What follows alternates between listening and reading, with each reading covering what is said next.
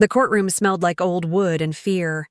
I sat perfectly still in the defendant's chair, my hands folded in my lap, watching my fiancé, ex-fiancé now, I supposed, adjust his tie nervously as he prepared to testify. Marcus had always been particular about his appearance. Even now, seeking a restraining order against the woman he'd promised to marry, he'd chosen the navy suit I'd helped him pick out for his last promotion interview. Before we jump back in, tell us where you're tuning in from, and if this story touches you, make sure you're subscribed, because tomorrow, I've saved something extra special for you. Mr. Davidson, the judge began, her voice cutting through the stale air like a knife. You're requesting a temporary restraining order against Miss Rachel Winters. Is that correct? Yes, Your Honor. Marcus's voice was steady, practiced. He'd always been good at performing. My fiancée has become increasingly unstable over the past 6 months. Her medication for anxiety has made her paranoid, delusional. I fear for my safety, I didn't move, didn't react. The lawyer sitting beside me, a sharp-eyed woman named Patricia Morris, had been very clear about that. Let him talk, she'd said during our brief consultation an hour ago. Let him dig his own grave.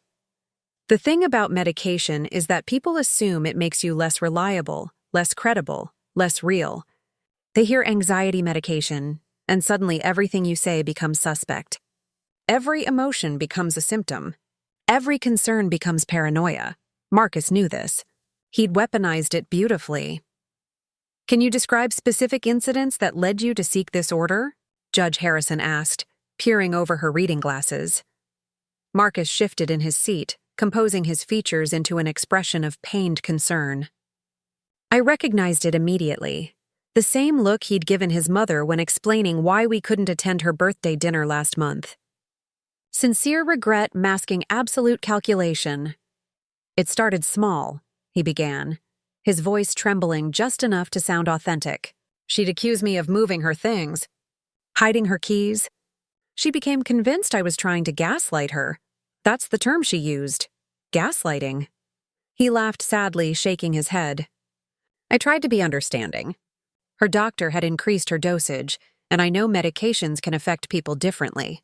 Your Honor, I wanted to say, let me tell you what really happened 6 months ago. Let me tell you about the night I found the cameras. But Patricia's hand on my arm kept me silent. Wait, her touch said. Your turn will come. The incidents escalated. Marcus continued, warming to his narrative. 3 weeks ago, she broke into my phone while I was sleeping.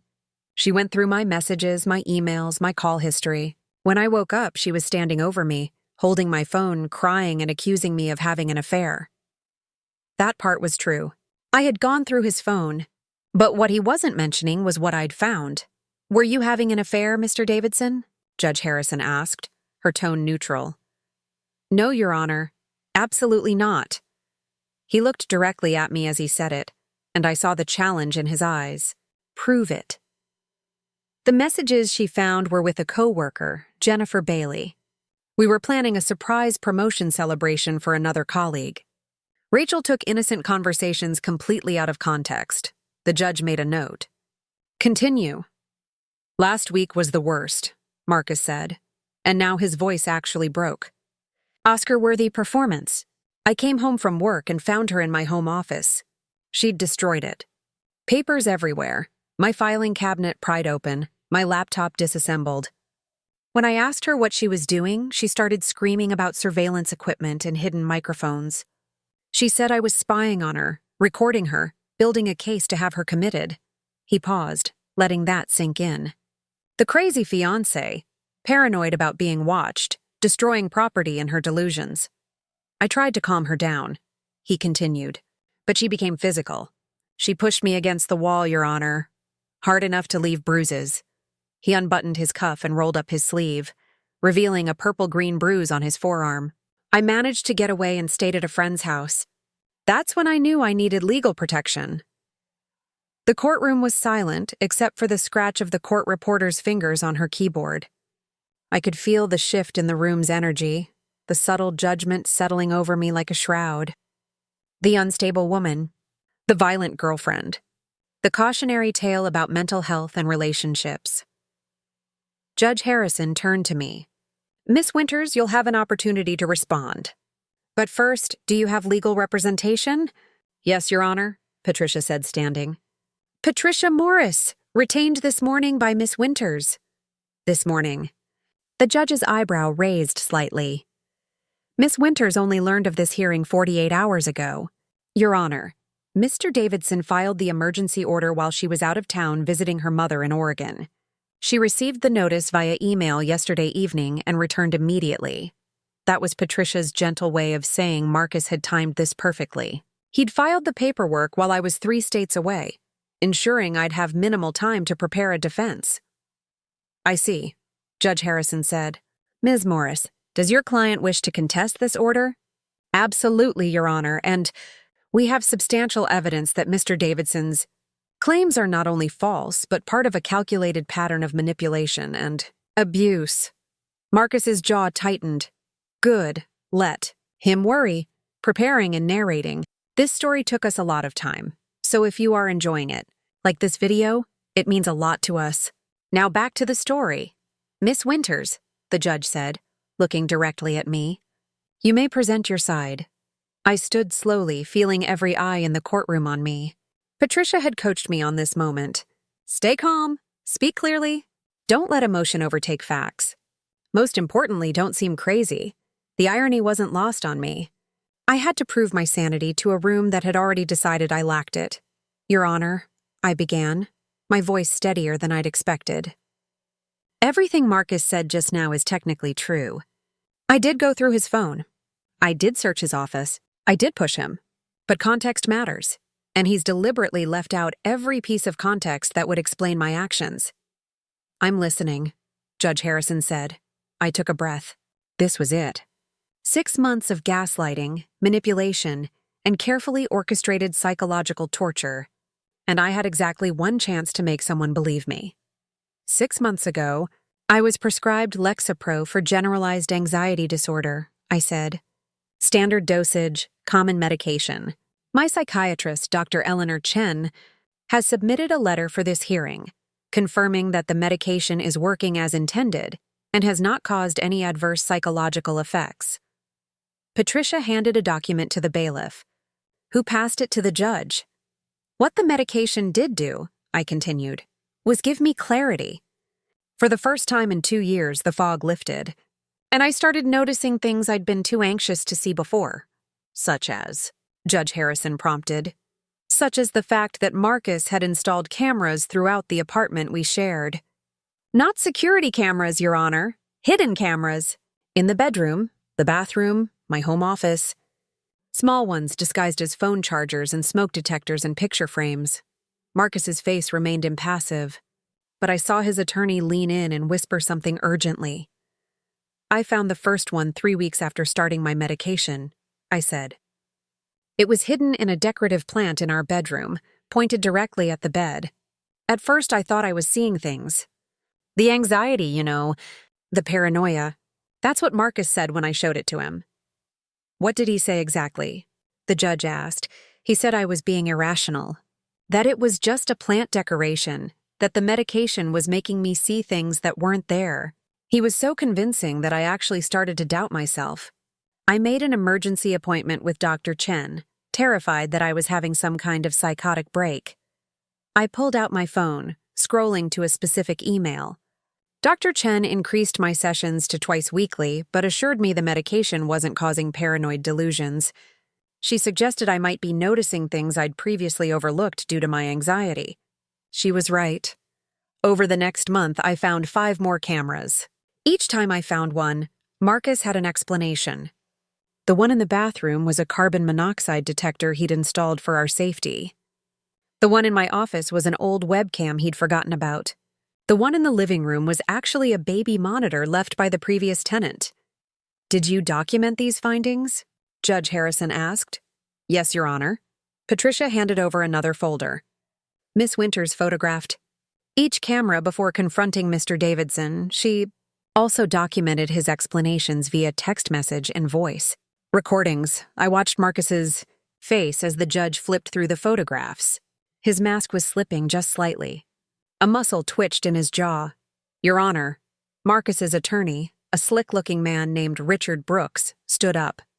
My client admits he installed a single security camera in the living room after their apartment building experienced a break-in. He informed Miss Winters of this installation. Her characterization of normal security measures as surveillance is precisely the kind of paranoid thinking we're concerned about. "One camera," I said, my voice harder now. He admits to one camera. "I found 7, and none of them were in places that made sense for security. They were all pointed at me, at my private spaces, at moments when I thought I was alone." "Miss Winters," Judge Harrison said carefully, "do you have these cameras? Physical evidence?" My stomach sank. This was the weak point in my case, and we all knew it. "No, Your Honor. After I found the last one, I confronted Marcus. He said if they bothered me so much, he'd remove them.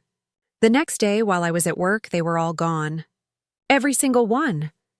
"How convenient," Richard Brooks muttered, just loud enough to be heard. "But I do have the footage," I said. The courtroom went silent. Marcus's face went pale. Actually pale. For the first time since this hearing began, he looked genuinely rattled. "I'm sorry?" Brooks said. "What footage?" "The cameras were connected to a cloud storage account," I explained. "Marcus thought he'd deleted everything when he removed the cameras, but he didn't know I'd already accessed the account and downloaded the files. Hours and hours of footage, Your Honor, of me sleeping, changing clothes, working in my office, having private phone conversations with my mother, my friends, my therapist." Patricia was already pulling up her laptop, connecting it to the courtroom's display system. "Your Honor, we have prepared a brief compilation, edited for appropriateness and length. I must warn that some of the footage is quite invasive." Judge Harrison nodded. "Proceed." The lights dimmed slightly as the screen flickered to life. I didn't watch. I'd seen it all before. Spent nights reviewing every file, documenting timestamps and locations. Instead, I watched Marcus. The footage began with a wide shot of our bedroom. The timestamp showed 3 months ago, late at night. On screen, I was asleep. The camera angle was from above, giving a clear view of the entire bed. For 30 seconds, nothing happened. Just me sleeping, completely unaware I was being recorded. Then the door opened. Marcus entered, fully dressed. He stood at the edge of the bed for a moment, just watching. Then he pulled out his phone and took photographs. Multiple photographs from different angles. Of me sleeping. The next clip showed our bathroom. I was getting ready for work, standing in my underwear and brushing my teeth. The camera was positioned to capture everything. The timestamp showed this was from 2 months ago, a Tuesday morning. I remembered that day. Marcus had already left for work, or so I'd thought. The compilation continued. Clip after clip of my most private moments, all recorded without my knowledge or consent. In one, I was on the phone with my therapist, discussing my anxiety about the relationship. In another, I was crying in the bathroom after an argument with Marcus. In a third, I was changing clothes, trying on different outfits for a job interview. When the lights came back up, Judge Harrison's face was grave. The court reporter had stopped typing and was staring at the now blank screen. Even the bailiff looked disturbed. Marcus's attorney was whispering urgently to his client, whose face had gone from pale to red. "Your Honor," Brooks said, standing quickly. "We had no knowledge of this alleged footage. I'd like to request a continuance to review." "The footage is time-stamped and metadata verified," Patricia interrupted smoothly. "We've prepared a full forensic analysis by a certified digital evidence expert. The files are original and unaltered. They were accessed from Mr. Davidson's personal cloud account, which Miss Winters had legitimate access to as they shared many accounts during their relationship. That's illegal surveillance." Brooks sputtered. "She hacked his account!" "Actually," Patricia said with a small smile, "Mr. Davidson had given Miss Winters his passwords to all shared accounts, including this cloud storage, over a year ago. She accessed material she had legitimate authorization to view. What she found was illegal surveillance. Of her." Judge Harrison held up a hand. "Mr. Brooks, I'll hear your arguments in a moment. Miss Winters, please continue with your testimony." I stood again, feeling stronger now. The footage had done what I needed it to do. It had made my so-called paranoia real. Once I found the cloud account and realized the extent of the surveillance, I knew I needed to be careful, I said. Marcus had been controlling my perception of reality for months, maybe longer, making me doubt my own observations, convincing me that my anxiety medication was causing paranoid delusions, using my mental health diagnosis as a weapon against me. "So you started gathering evidence," Judge Harrison said. "It wasn't a question." "Yes, Your Honor, I documented everything. Every conversation, every incident, every time Marcus tried to manipulate me into thinking I was losing my grip on reality. I recorded conversations with his permission. She recorded me without," Marcus started.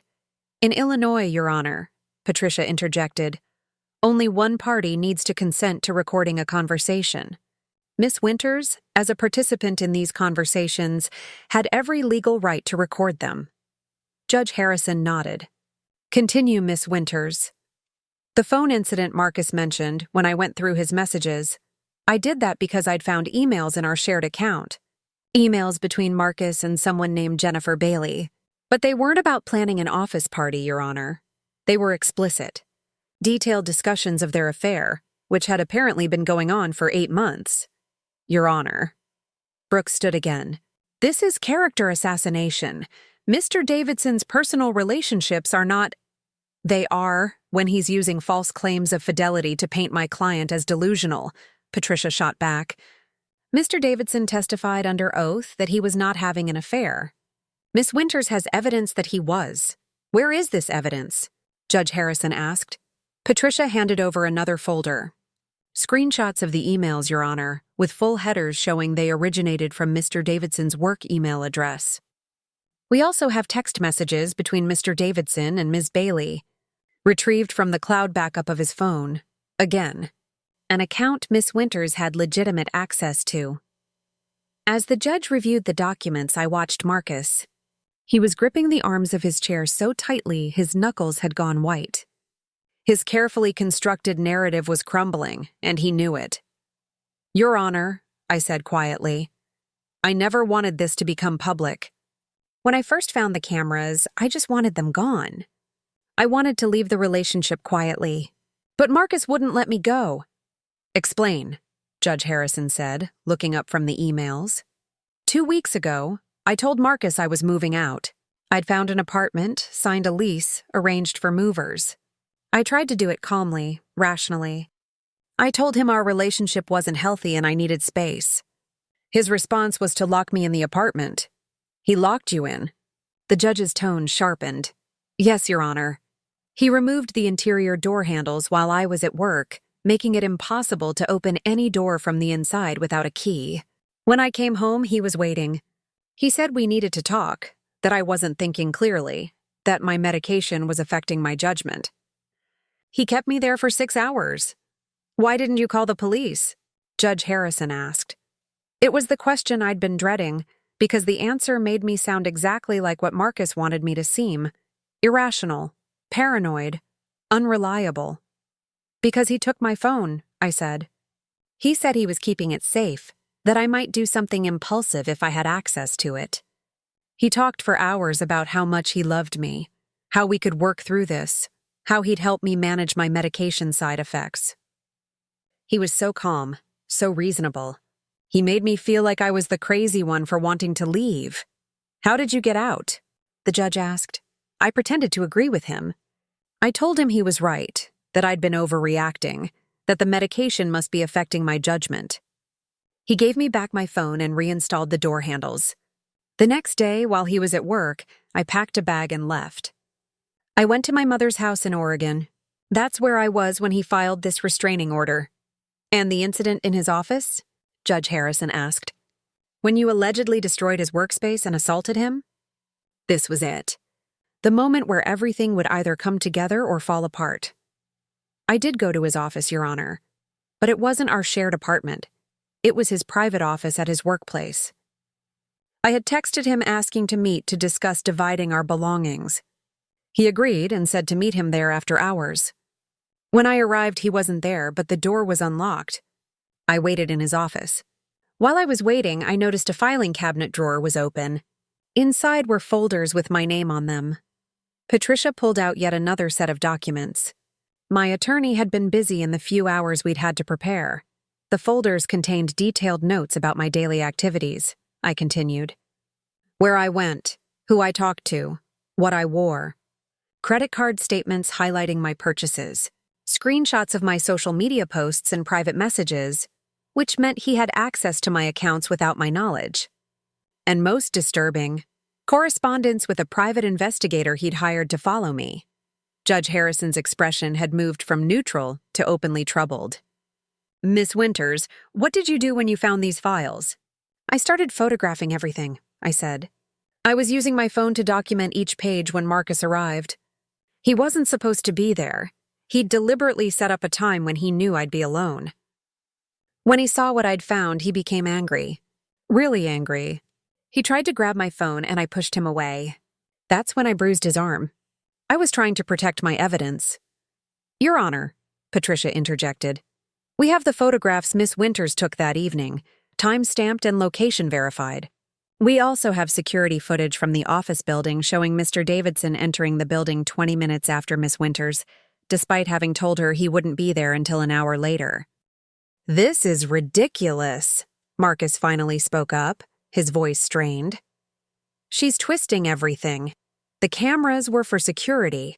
The files were just notes I kept to understand her condition better, to help her therapist understand patterns in her behavior.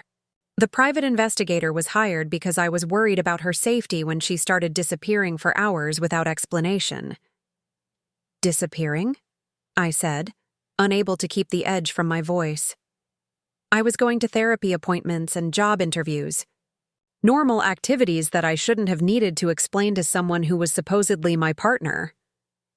You were being secretive, Marcus insisted, hiding things from me, acting paranoid and suspicious. I was worried about you. You were controlling me, I shot back. Monitoring my every move, isolating me from my support system, using my medication as an excuse to dismiss my legitimate concerns about your behavior. That's exactly what someone experiencing paranoid delusions would say, Marcus said, and there it was, the trap he'd been building toward. No matter what I said, no matter what evidence I presented, he could frame it as the ramblings of an unstable woman on psychiatric medication. Judge Harrison held up her hand again. Both of you, enough.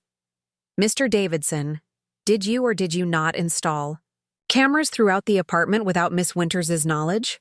Marcus hesitated. The silence stretched out. Finally, he said, I installed a security system. She knew about it. That's not what I asked. Were there cameras in the bedroom? The bathroom? Her private office? Your Honor, Brooks intervened. My client invokes his Fifth Amendment right against self-incrimination. A murmur ran through the courtroom. Even I was surprised. By invoking the Fifth, Marcus was essentially admitting that answering truthfully might incriminate him in a crime. Judge Harrison's face was unreadable. Mr. Brooks, your client is petitioning this court for protection from Miss Winters. If he's unwilling to answer basic questions about his own behavior, I'm questioning the validity of his claims. With respect, Your Honor, the criminal implications of unlawful surveillance are separate from the civil matter of this restraining order. My client maintains that Miss Winters has become dangerous and unstable, based on her reaction to discovering she was being illegally surveilled, Patricia said. That's not instability, Your Honor. That's a rational response to a serious violation of privacy and trust.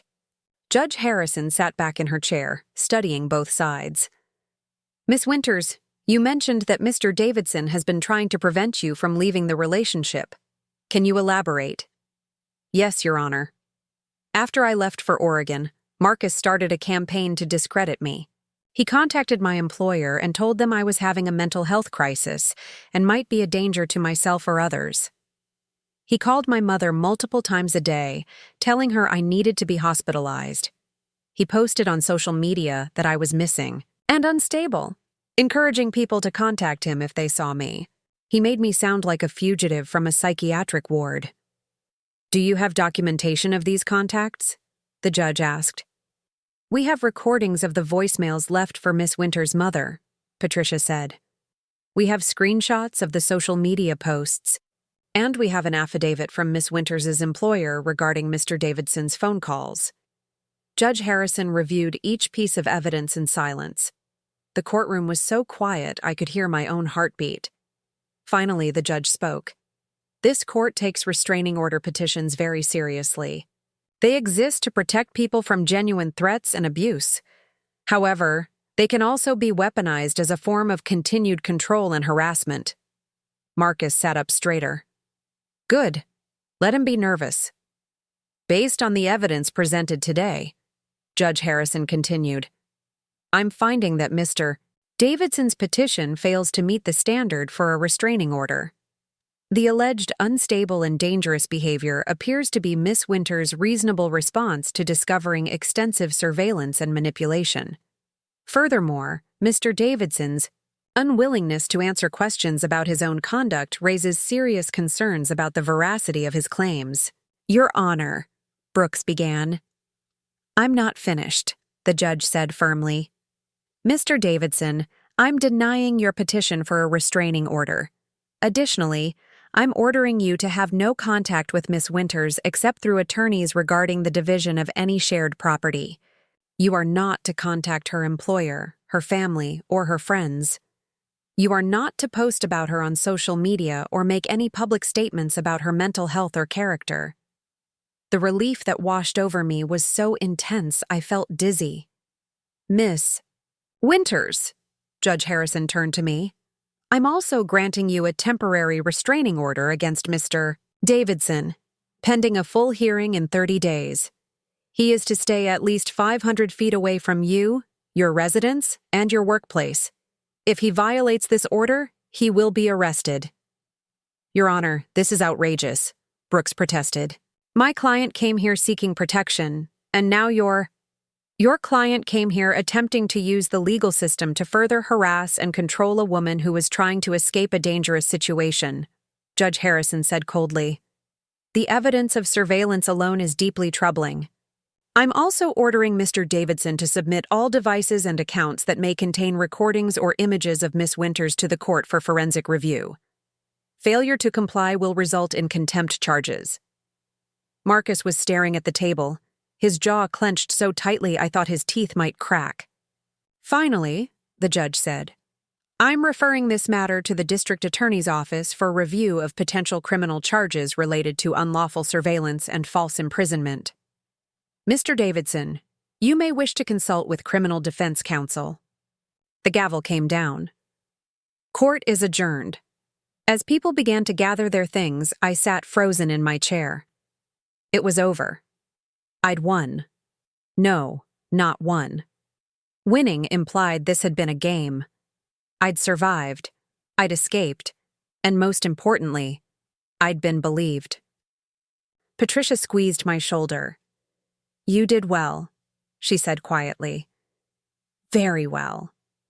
Across the aisle, I could hear Marcus arguing with his attorney in harsh whispers. Brooks was shaking his head, clearly washing his hands of the whole mess. Good. Marcus faced the consequences alone, the way he'd tried to force me to face manufactured consequences for manufactured crimes. As I stood to leave, Marcus caught my eye. The mask was completely gone now. What I saw in his face was pure rage, barely contained. For just a moment, I felt a flicker of fear. Then I remembered the restraining order, the court order, the referral to the DA. Marcus might be angry, but he was also cornered, and cornered people made mistakes. I turned my back on him and walked out of the courtroom with my head high. The courthouse steps were flooded with afternoon sunlight. I stood there for a moment, breathing in the fresh air, feeling the warmth on my face. Free. Actually, genuinely free. My phone buzzed, a text from my mother. How did it go? I smiled and typed back, I'll call you from the car. But Mom, I'm okay. I'm actually okay. As I walked toward the parking garage, Patricia fell into step beside me. The DA will want to talk to you, she said. Probably within the week. The surveillance evidence is strong and the false imprisonment claim is viable. Marcus is looking at serious charges. Good, I said, and meant it. One more thing, Patricia said, stopping at her car. You asked me this morning how I knew to believe you, how I knew you weren't actually unstable. Yeah, I said. Every other attorney I called basically said I sounded paranoid and suggested I talk to my doctor instead. Patricia smiled. I believed you because I've seen this before. Men like Marcus, they're very good at using the system against women. They understand that mental health diagnoses make women seem less credible. They know how to frame justified anger as instability and reasonable fear as paranoia. But they always make one mistake. What's that? They underestimate how intelligent their victims are. You documented everything. You stayed calm. You built a case instead of just reacting. That's not instability, Rachel. That's survival intelligence. And that's how I knew every word you said was true. I felt tears prick my eyes. Thank you, I said, for believing me. Thank your medication, Patricia said with a wink. It gave you the clarity to see what was really happening. Now you get to decide what happens next.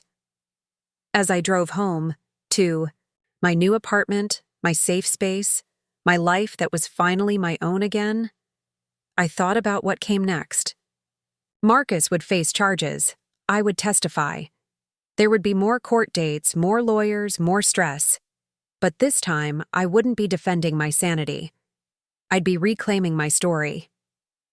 My phone rang. My best friend, Jessica, who I hadn't spoken to in months because Marcus had slowly isolated me from my friends under the guise of giving me space to focus on my mental health. Jess, I answered, my voice cracking. I'm so sorry I disappeared. Rachel? Her voice was thick with emotion. Oh my God, Rachel, I've been so worried. Marcus said you were having a breakdown, that you needed space, but something felt wrong. Are you okay? I will be, I said. And for the first time in months, maybe years, I believed it. The sun was setting as I pulled into my new apartment complex. Studio apartment, 3rd floor, with a security system I'd installed myself. No hidden cameras, no one watching. Just me, my medication that worked exactly as intended, and a future that was mine to write. As I unlocked my door, I thought about tomorrow. I'd call the DA, I'd talk to Jess, I'd go to therapy and thank Dr. Chen for trusting my observations even when I'd been gaslit into doubting them. I'd start rebuilding the life Marcus had tried to convince me I was too unstable to handle. But tonight, I just sat on my couch in my empty apartment and breathed. Really breathed. My phone buzzed one more time. A message from an unknown number. This isn't over. I stared at it for a long moment. Then I screenshot it, forwarded it to Patricia and the police, blocked the number, and set my phone aside. Marcus was right. This wasn't over. But for the first time since this nightmare began, I was the one controlling the narrative. I was the one with evidence, with legal protection, with people who believed me. I was the one who got to decide what came next. And what came next was going to be very interesting indeed. The threatening text message was just the beginning. Over the next 72 hours, Marcus violated the restraining order 11 times. He started subtly. A drive-by past my apartment building, captured on the security cameras I'd installed. Then a delivery of flowers to my workplace with a card that read, I forgive you. We can fix this. My boss, Sandra, who'd received the disturbing calls from Marcus weeks earlier, immediately called the police. Rachel, she said, standing in my office doorway with concern etched across her face. I documented everything. The flowers, the card, the timestamp. Officer Martinez is on his way. I nodded, adding the incident to the growing file Patricia and I were building. Each violation was documented, photographed, and reported. Marcus was digging his grave deeper with every desperate attempt to maintain control. The police report was filed by 3 in the afternoon. By 6, Marcus had been arrested for violating the restraining order. Patricia called me as I was leaving work. He posted bail within 2 hours, she said, her tone grim. Rachel, I need you to be very careful. Men like Marcus, when they lose control, they escalate. The most dangerous time is right after legal consequences start piling up. I'm being careful, I assured her, checking my rearview mirror as I drove. I vary my route home. I check for tracking devices on my car daily. I've told my neighbors about the situation. Good. The DA called me this afternoon. They're moving forward with charges. Unlawful surveillance, stalking, false imprisonment, and now violating a restraining order. He's looking at serious prison time if convicted. Prison time. The words should have filled me with satisfaction, but instead I just felt tired. I'd never wanted Marcus destroyed. I'd just wanted to be free. There's something else, Patricia continued. Jennifer Bailey, the woman he was having an affair with? She reached out to my office. She wants to talk to you. I pulled into my apartment complex, scanning the parking lot out of habit. Why? She wouldn't say over the phone. But Rachel, she sounded scared. I think Marcus might have been doing to her what he did to you.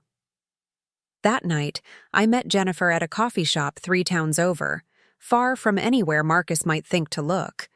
She arrived wearing sunglasses despite the evening hour, and when she removed them, I saw the exhaustion in her eyes. I recognized it immediately. It was the same exhaustion I'd seen in my own reflection for months.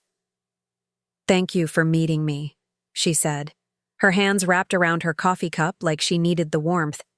I didn't know if you'd want to see me. After everything. You're not the villain here, I said quietly. Marcus is, she laughed bitterly. I thought I was different, special.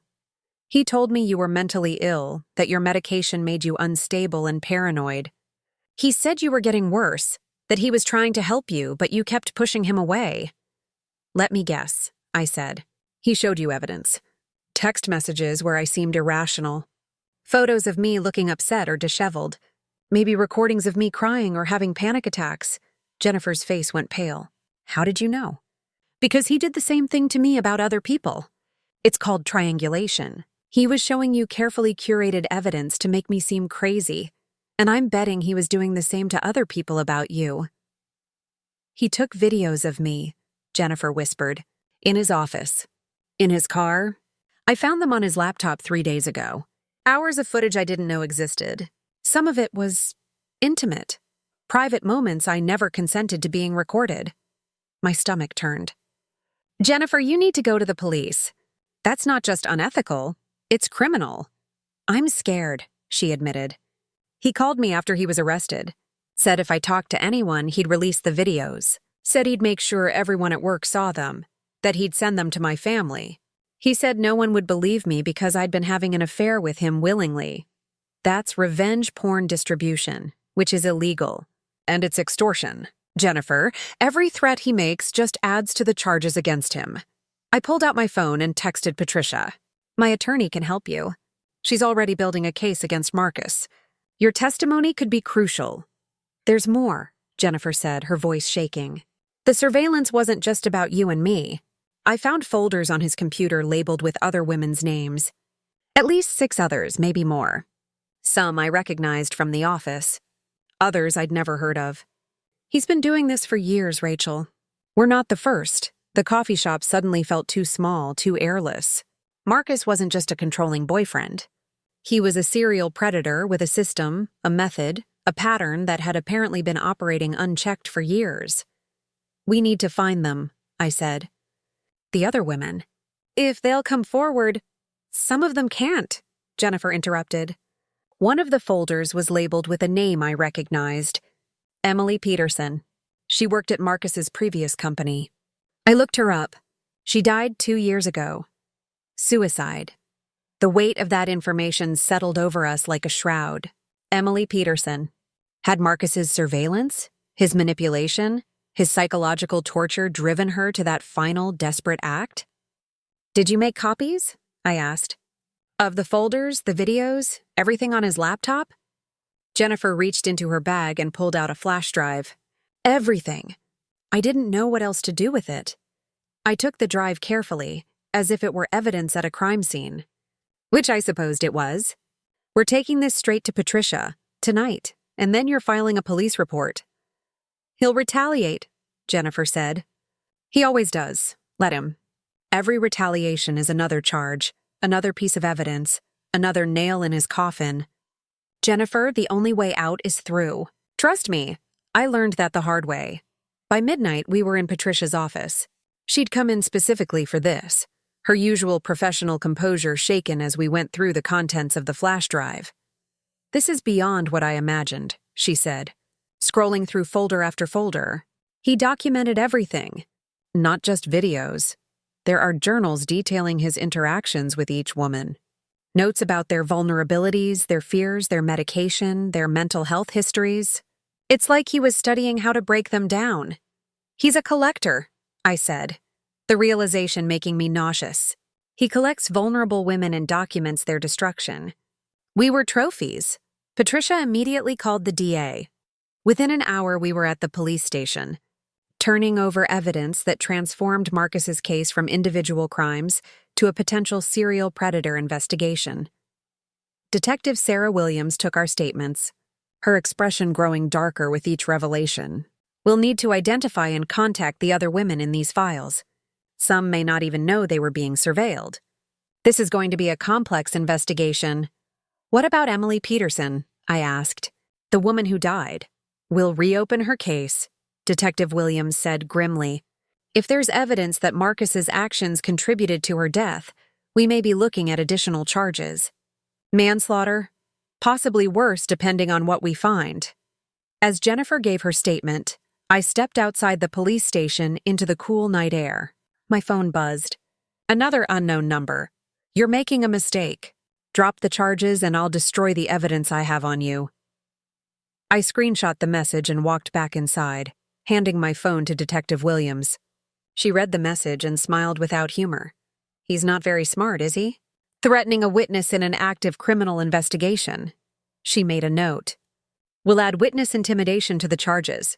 Keep documenting everything he sends. Over the next 2 weeks, the case exploded. Detective Williams contacted 4 of the women from Marcus's files.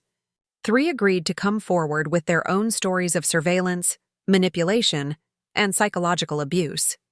The 4th had moved overseas and wanted nothing to do with it, but she confirmed Marcus had targeted her 5 years earlier during a vulnerable period in her life. Emily Peterson's case was officially reopened. Her suicide note, previously thought to be the result of depression, mentioned feeling watched and losing trust in her own perceptions. Her family, devastated to learn the truth, provided her laptop and phone, which forensic analysts discovered had been compromised by spyware Marcus had installed.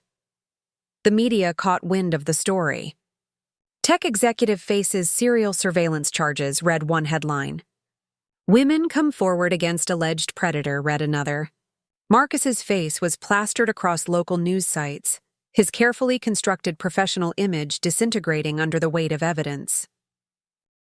His employer, Davidson Technologies, the tech company where he'd been VP of operations, released a statement terminating him immediately and launching an internal investigation into whether company resources had been used in his surveillance activities.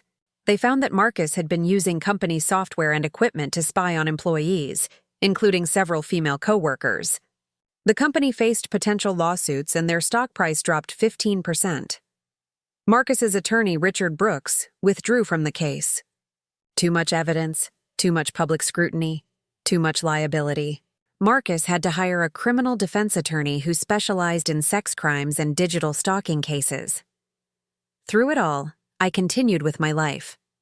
I went to work, attended therapy twice a week with Dr. Chen, and slowly rebuilt the friendships Marcus had systematically destroyed. Jessica became my anchor, showing up with takeout and terrible movies whenever I needed distraction. You know what I keep thinking about? Jessica said one evening, sprawled on my couch. How he almost won. If you hadn't started that medication, if you hadn't gained that clarity, you might still be there, thinking you were crazy. The medication didn't make me paranoid, I said. Something I'd repeated so many times it had become a mantra. It made me clear-headed enough to see the truth. Has Dr. Chen said anything about it? Jessica asked. I smiled, remembering my session earlier that day. She said my anxiety wasn't irrational. It was my brain's accurate response to being in actual danger. My body knew something was wrong even when Marcus was convincing my conscious mind that I was imagining things. The medication just helped me trust my own perceptions again. 3 weeks after the courthouse hearing, I received a call from Detective Williams. "We've built a strong case," she said. "The DA is offering Marcus a plea deal, 15 years with possibility of parole after 10 if he pleads guilty to all charges and agrees to never contact any of the victims again. Is he taking it?" I asked. His attorney is advising him to take it. But Marcus is insisting on going to trial. He still thinks he can convince a jury that he's the victim, that all of you are just unstable women with grudges. I wasn't surprised. Marcus's need for control extended even to his own destruction. He couldn't accept that he'd lost, so he'd go down fighting even if it meant a longer sentence. The trial was scheduled for 6 months out. In the meantime, the restraining order was extended indefinitely. Marcus was out on bail but fitted with an ankle monitor and forbidden from using any computer or phone capable of accessing the internet. A week later, he violated that condition. Police found him at a library, logged into a computer under a false name, attempting to access Jennifer's social media accounts. He was arrested again, and this time the judge revoked bail. Marcus would await trial in jail. I should have felt triumphant. But mostly I just felt sad. Sad for the years I'd lost to his manipulation. Sad for Emily Peterson, who hadn't survived her encounter with Marcus's cruelty. Sad for all the women who'd been taught to doubt their own perceptions because someone they trusted weaponized their vulnerability. 2 months before the trial, I received a letter. It was from Marcus's mother, Helen Davidson. She requested a meeting. Against Patricia's advice, but with police notification, I agreed to meet her at a public cafe. Helen was a small woman with Marcus's eyes, looking 10 years older than I remembered. She sat across from me with trembling hands clutching a tissue. "I don't expect you to forgive me," she began, "but I need you to know that I believe you. I believe all of you. What changed?" I asked carefully. "I went through Marcus's childhood things," she said, tears spilling over. "Things I'd stored in my attic. I found journals, Rachel. From when he was a teenager. He wrote about manipulating girls at school, about making them dependent on him, and then watching them fall apart when he withdrew his attention.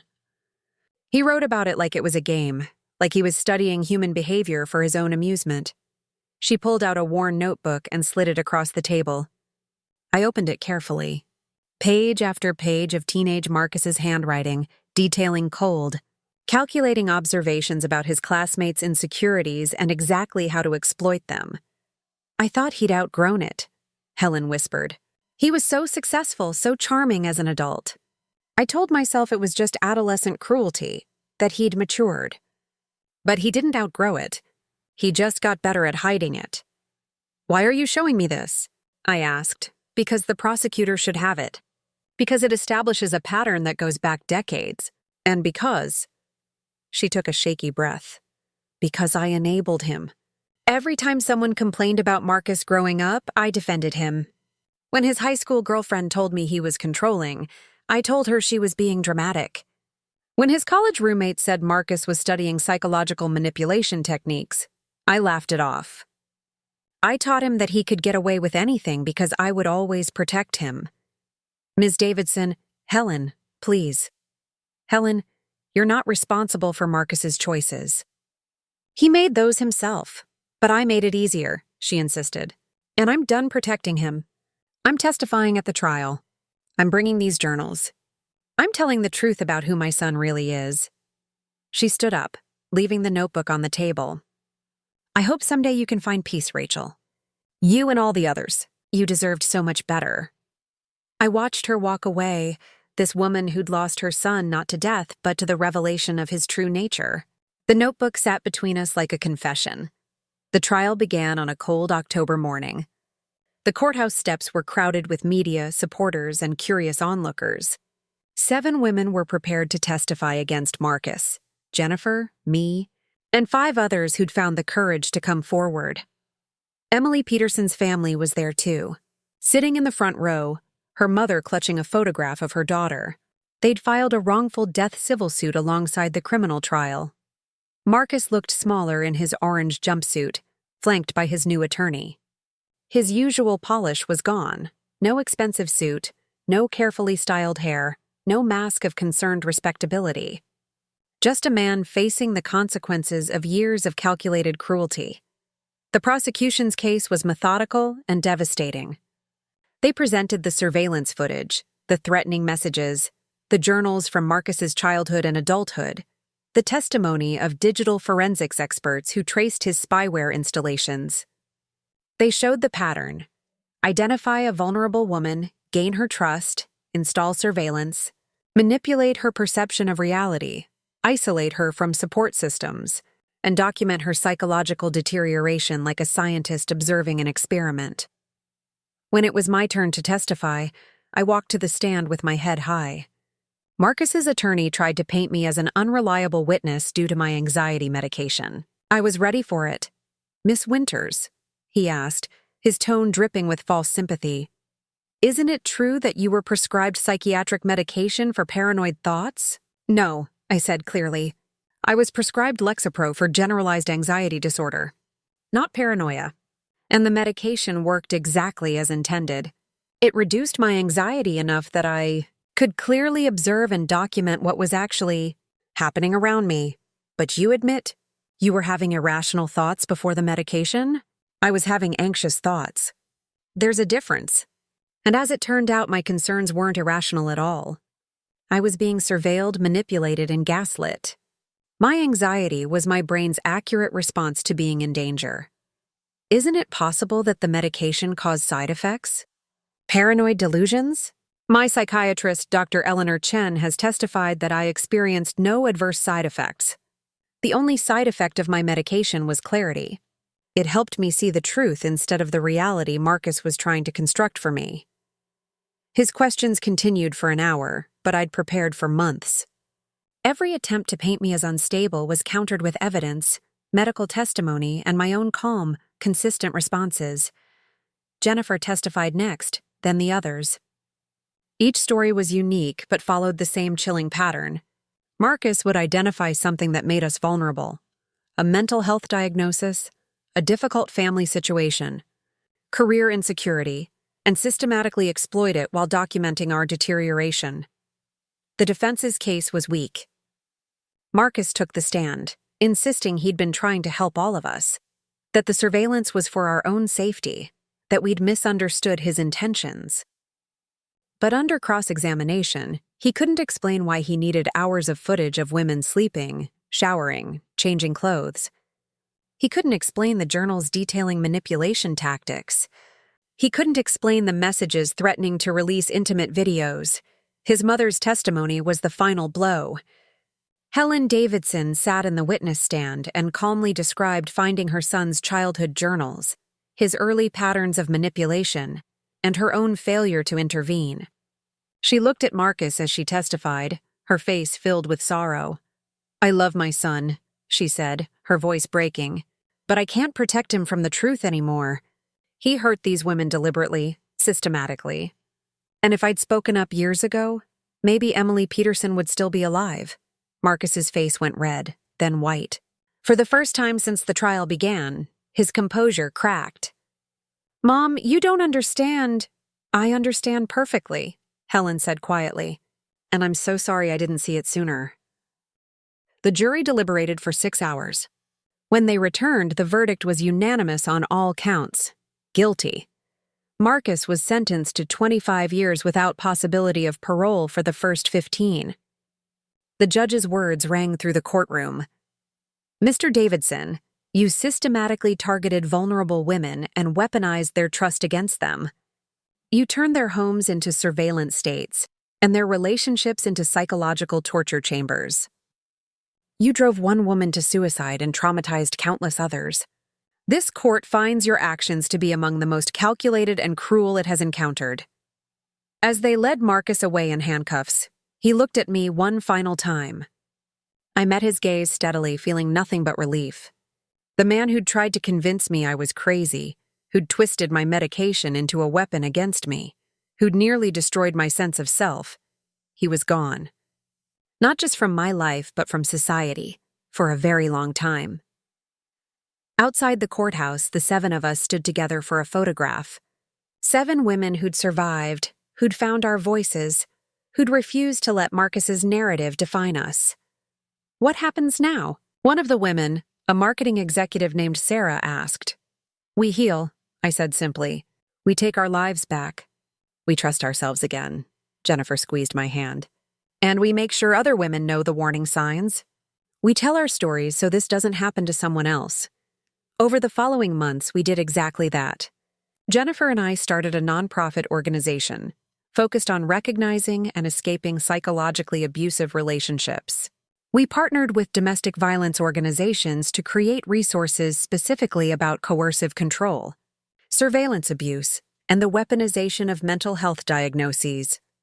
We called it the Clarity Project, named for the clarity my anxiety medication had given me, the clarity to trust my own perceptions even when someone I loved was trying to convince me they were false. Dr. Chen became an advisor, helping us create materials about how mental health treatment could actually empower people to recognize abuse rather than making them more vulnerable to it. We worked with tech companies to develop better privacy protections and surveillance detection tools. Emily, Peterson's family established a scholarship in her name for women, studying psychology and digital privacy. At the first award ceremony, Emily's mother approached me with tears in her eyes. Thank you, she said, for finding the truth, for making sure Emily's story wasn't forgotten. I just wish she'd known she wasn't crazy, that what she was experiencing was real. I think a part of her knew, I said gently. The same part of me that knew, even when Marcus was trying to convince me otherwise. Our instincts were right. We just needed someone to believe us. A year after the trial, I was speaking at a conference about psychological abuse and surveillance when I noticed a young woman in the front row taking notes intensely. After my talk, she approached me nervously. Miss Winters? I think my boyfriend is doing some of the things you described. The cameras, the manipulation, the using my anxiety against me. But I'm not sure. What if I'm just being paranoid? I looked at her, really looked at her. I saw the exhaustion in her eyes, the way she kept checking her phone anxiously, the careful way she chose her words. I recognized her because I'd been her. Tell me what's happening, I said gently. All of it. Even the parts you think sound crazy. She talked for 20 minutes, describing a pattern I knew too well. By the end, I'd connected her with resources, Patricia's contact information, and most importantly, validation. You're not paranoid, I told her firmly. You're observant. Your instincts are telling you something is wrong because something is wrong. Trust yourself. She started crying. Everyone keeps telling me I'm overreacting, that my medication is making me see things that aren't there. Your medication isn't making you see things, I said. It's helping you see clearly. There's a difference. And now you get to decide what to do with that clarity. She left with her head a little higher, clutching the resource packet. I watched her go and felt something shift inside me. Not closure exactly, but purpose. Marcus had tried to break me by weaponizing my mental health. Instead, my treatment had saved me, and now I could use that experience to save others. That evening, I sat in my apartment, my safe, camera-free apartment, and reflected on everything that had led to this moment. The fear, the confusion, the gaslighting, the desperate documentation, the court battles, the validation, the victory. My phone buzzed. A message from Jessica. Proud of you. Dinner tomorrow. I smiled and texted back. Absolutely. Another message came through, this one from Jennifer. Another woman reached out to the Clarity Project today. She found cameras in her house. We're helping her document everything and connecting her with legal aid. We're making a difference. Yes, we were. One woman at a time. We were creating a world where being told you're crazy for noticing abuse wasn't accepted anymore, where mental health treatment was seen as a source of strength and clarity rather than a vulnerability to exploit, where women trusted their own perceptions instead of doubting them. My medication bottle sat on my bathroom counter, next to my toothbrush and face wash. Such an ordinary object. Such an extraordinary impact. It hadn't made me paranoid or delusional or unstable. It had given me the peace of mind to observe my reality accurately and the courage to trust what I saw. Marcus had called me crazy for taking it, had used it as evidence of my unreliability, had tried to convince a judge that my medication made me dangerous, but my medication had been the thing that saved me. It had cleared away the fog of anxiety enough for me to see the truth. I wasn't crazy. I was being systematically abused by someone who counted on me doubting myself. The irony was almost poetic. I opened my laptop and began writing. The Clarity Project needed a new blog post, and I had a story to tell about a young woman at a conference who'd asked if she was being paranoid. About how trusting our instincts, even and especially when we're in treatment for anxiety or depression or any other mental health condition, can be the difference between escape and destruction. As I wrote, my phone buzzed one more time. An email notification from the prison system. Marcus Davidson has attempted to contact you via prison mail. Per court order, this correspondence has been intercepted and will not be delivered. The incident has been reported to his parole officer and will be documented. I deleted the notification without a second thought. Marcus was still trying to control the narrative, still trying to reach me, still unable to accept that he'd lost. But I wasn't his victim anymore. I was a survivor, an advocate, and a woman who'd learned that mental health treatment didn't make me weak or unreliable. It made me strong. Enough to see the truth, strong enough to fight back, strong enough to win, and strong enough to make sure no one else would have to doubt their sanity when their instincts were screaming that something was wrong. I finished the blog post, hit publish, and closed my laptop. Tomorrow would bring new challenges, new women to help, new battles to fight. But tonight, in my safe apartment with my supportive friends and my effective medication, I was simply Rachel Winters. Not crazy, not paranoid, not delusional, just clear-eyed, vindicated, and finally, genuinely free. The medication hadn't made me see things that weren't there. It had helped me see what was there all along. And that clarity had changed everything. The end up next, you've got 2 more standout stories right on your screen. If this one hit the mark, you won't want to pass these up. Just click and check them out. And don't forget to like, subscribe, and turn on the notification bell so you don't miss any upload from us.